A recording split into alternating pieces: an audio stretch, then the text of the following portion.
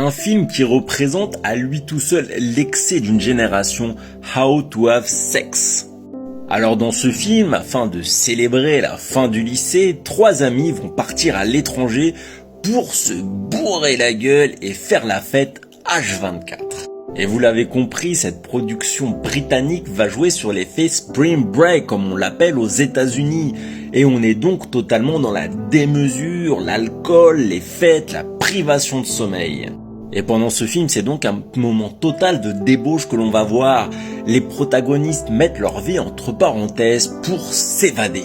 On se prend au jeu de cette bande d'amis qui s'éclate, on s'amuse avec elle car il y a des moments totalement dingues, mais on est aussi effrayé par l'inconscience dont elles font preuve au fur et à mesure que le film avance. Et dans tout ce film, le personnage le plus intéressant, c'est celui de Tara. Il est fascinant.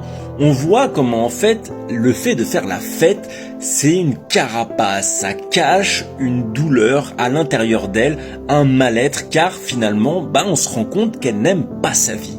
Et c'est vrai qu'au fur et à mesure, on apprend à voir derrière le sourire de chaque personnage. Et ça fait un peu de peine parce que finalement, on les voit toujours comme des fous, mais ça cache une vie qui n'est pas forcément très accomplie.